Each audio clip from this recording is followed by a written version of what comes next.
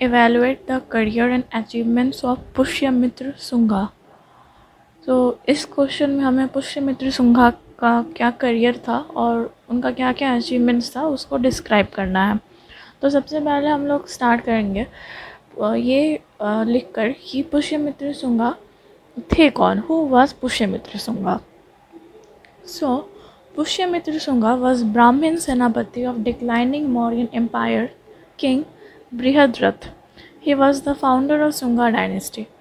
तो ये सेनापति थे किसके? लास्ट मौर्यन जो रूलर थे बृहद्रथ, उनके ये सेनापति थे, कमांडर थे, और इन्होंने शुंगा डायनेस्टी को इस्टेब्लिश किया था। उसके बाद Brihadratha killed in A conspiracy. तो एक कॉन्स्पिरेसी रचाया गया था पुष्यमित्र द्वारा और उसमें बृहद्रथ मारे गए थे। उसके बाद Pushyamitra ascended the throne, founded the Shunga empire in 185 BC। तो पुष्यमित्र शुंगा थ्रोन पे आए और उन्होंने शुंगा डायनेस्टी इस्टेब्लिश करा 185 BC में। उसके बाद इन्होंने रूल्ड फॉर 36 ईयर्स तक ये रूल किए और finally he was succeeded by his son Agnimitra. Agnimitra ने इन्हें सक्सीड किया था। ओके, तो अब हम लोग स्टार्ट करेंगे उनके रिलीजियस पॉलिसी से। Initially, Pushyamitra was not a great king like any one of the first three Mauryan emperors. Compared with them, he appears as an insignificant ruler. His kingdom was too small in size.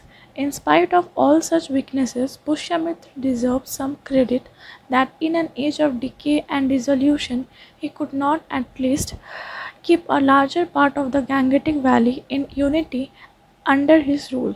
In the wider context of historical continuity, thus the Shunga rule is noteworthy for maintaining law and order.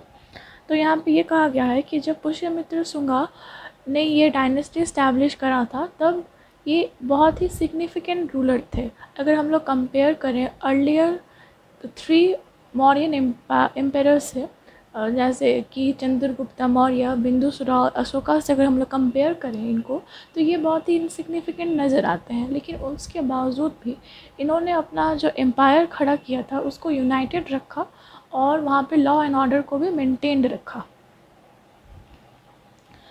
Next point है Divyavadana describes him as a king who was hostile towards the religion of the Buddha.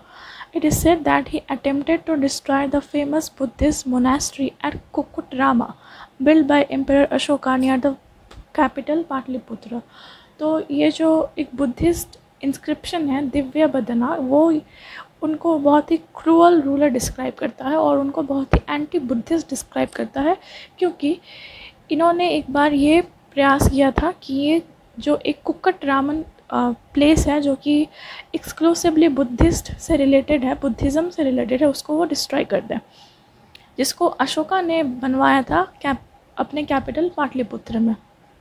But he failed to do so because some supernatural forces intervened to protect that sacred place. लेकिन वो इसको नहीं destroy कर पाए क्योंकि कुछ supernatural forces intervene कर दिए।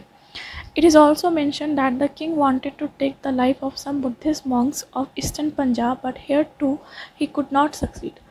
ये उस कॉन्टेक्स्ट में कहा गया है जब इन्होंने ये डिक्लेयर किया था कि ये किसी को भी 100 डिनार्स देंगे, मतलब 100 गोल्ड कॉइन्स देंगे अगर उनको एक बुद्धिस्ट भिक्षुक का सर ला के दे दिया जाए तो। उसके बाद है Taranath, the renowned Tibetan author, also described about some of the anti-Buddhist activities. जो तारानाथ थे उन्होंने भी कुछ ऐसा बातें कही हैं जिससे कि ये एंटी बुद्धिस्ट नज़र आते हैं। उसके बाद थर्ड पॉइंट है some historians presume that Buddhists were perhaps unhappy with the Shunga king for his pro-Brahminic policies and therefore painted him in dark colors. तो सब हिस्टोरियंस ये मानते हैं कि ये जो एंटी बुद्धिस्ट, ये जो इनके खिलाफ जो एविडेंस मिले हैं कि ये एंटी बुद्धिस्ट थे और प्रो ब्राह्मणिक ऑर्डर को फॉलो करते थे, इससे जो बुद्धिस्ट लोग थे उन्होंने इनको बहुत ही डार्क कलर्स में पेंट किया है, मतलब बहुत ही गलत बातें लिखी हैं इनके बारे में। On the other hand, evidences are there to show that Pushyamitra showed equal respect to the sentiments of both the Brahmins and the Buddhists. तो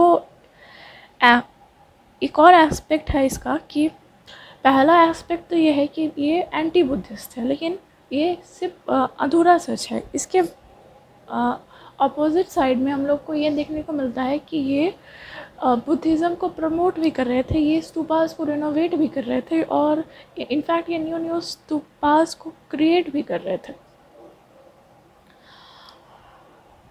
For example, it is known from a small inscription found at Ayodhya that the king performed an Aswamedha Yachana in accordance with the ancient monarchical tradition. This would have certainly pleased the Brahmins, who saw no such religious rites during Asoka days when the Buddhists opposed the practice of animal sacrifice. तो ये controversial statement है कि एक तरफ ये Brahmanism को promote करने के लिए ब्राह्मणिकल एक्ट कर रहे हैं, अश्वमेध यज्ञ कर रहे हैं।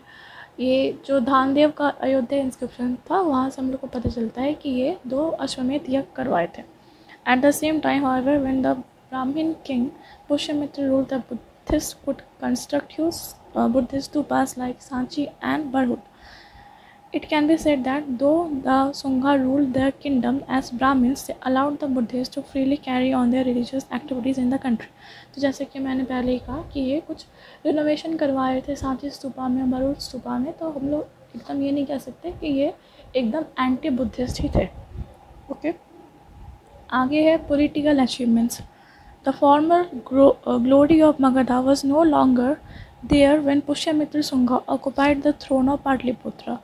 The size of the kingdom stood much reduced at the time when Pushyamitra killed the last Mauryan emperor. The territory of Vidarbha proclaimed independence and separated itself from the Magadhan territory. The new king declared war against Vidarbha. तो इनका पहला political achievement तो ये है कि ये विदर्भा को capture कर लिए थे, जो कि मौर्यन एम्पायर से भी अलग हो गया था। मतलब ये विदर्भा को अपने जुरिस्डिक्शन के अंदर लेकर आ पाए थे, उसको वो कॉन्कर कर पाए थे। उसके बाद है there was a historical controversy over an important issue in connection with the rule of Pushyamitra. In the famous Hathi Gumpha inscription of emperor Kharavela of Kalinga, it is mentioned that Kharavela invaded Patliputra and defeated the ruling king of Magadha named Brihaspati Mitra. At first, some historians identified this Brihaspati with Pushyamitra Sungha. तो एक बहुत ही controversial statement मिला है एक inscription से, जो कि king खारावेला से रिलेटेड है। उनका जो बहुत ही फेमस हाथी गुम्पा इंस्क्रिप्शन है, वहाँ पे ये लिखा है कि वो किंग खारावेला एक बार ये पाटलिपुत्र के एरिया में इन्वेड किए थे और वहाँ पे वो एक बृहस्पति मित्र नाम के किंग को डिफीट किए थे। तो बहुत सारे हिस्टोरियंस ये मानते हैं कि ये जो बृहस्पति मित्र जो किंग था वो पुष्यमित्र ही था। But further researchers led to the conclusion that the aforesaid identification was not correct. It was established that Emperor Kharavela belonged to the 1st century BC and was not a contemporary of Pushyamitra. तो बाद में ये identify किया गया था कि ये दोनों एक टाइम पीरियड के नहीं थे, ये लोग दोनों कंटेम्प्रेरीज नहीं थे। तो वो जो कहा गया है बृहस्पति मित्र के बारे में, जिसको आइडेंटिफाई कर लिया गया है पुष्यमित्र से, वो सच नहीं है। In brief, Pushyamitra Sungha maintained his authority over the territory which he inherited from last Mauryan monarch. Even though he was not an aggressive king to extend his kingdom, yet he ruled over a large portion of the Gangetic Valley and northern India. तो ये बहुत ही large portion of Gangetic Valley और northern India में बहुत ही unitedly rule कर पा रहे थे। उसके बाद है foreign invasions. The time of Pushyamitra saw some foreign invasions which endangered northern India. These invasions were usually termed in Indian literature as the Yavanas. तो जो ग्रीक के इन्वेजन होते थे उसको इंडियन लिटरेचर में यवनास के इन्वेशंस कहा जाता था, but it is ascertained from the historical evidences that there were in fact the Bactrian Greeks. From Patanjali writings, it is understood that these foreigners from the northwest penetrated into the Gangetic Valley and advanced as far as Ayodhya. तो पतंजलि के inscription से पता चलता है कि ये जो Greek थे वो नॉर्दर्न इंडिया तक आए थे और यहाँ तक कि वो अयोध्या तक पेनिट्रेट कर चुके थे. In the writings of Kalidas also are seen references to the battles between the invading Yavanas and the Sungha armies. It is not clear who was the leader or king of the foreign invaders during the Sungha period, while some historians tried to identify that invader as King Demetrius. Some others think of him as Menander. Whosoever might have been the king of the invading forces, he was not able to conquer the Sunga territory. तो ये बहुत ही clearly नहीं specify किया गया है कि कौन था वो किंग या कौन लोग थे ग्रीक के जो इन्वेड कर रहे थे. हो सकता है कि वो मिनांडर हो या हो सकता है वो डेमेट्रस हो, ये क्लियरली नहीं कहीं पे मेंशन किया गया है. लेकिन ये बहुत ही क्लियर है कि वो लोग सुंगा डायनेस्टी पे कॉन्कर नहीं कर पाए थे और सुंगा रूलर्स उसको आराम से डिफीट कर पाए थे. Evidence suggests that a grandson of King Pushyamitra led the royal army against the enemies, defeated the Indo-Greek forces and drove them out from the Sungha kingdom. तो ये जो ग्रैंडसन का बात किया जा रहा है मोस्ट प्रोबेबली अग्निमित्र का बात किया जा रहा है. उन्होंने ही डेमेट्रस को हराया था वार में. तो in a nutshell, Pushyamitra Sunga ruled for 36 years. His reign was marked by warfare, wherein he and his successor fought the Indo-Greeks. तो अंत में हम लोग ये कह सकते हैं या कंक्लूडिंग पार्ट में हम लोग ये लिख सकते हैं कि पुष्यमित्र सुंगा का रूल 36 ईयर्स तक था और ये इनके रूल में बहुत सारे वारफेयर हुए थे और इनके जो सक्सेसर थे वो बहुत ही सक्सेसफुली फॉट किए थे इंडो ग्रीक से. मतलब इंडो ग्रीक इनको इन लोगों पे कॉन्कर नहीं कर पाए थे, इतने स्ट्रांग थे ये Sunga dynasty. He founded a dynasty based on Brahminical order. Besides, he also renovated Sanchi Stupa, which was exclusively Buddhist.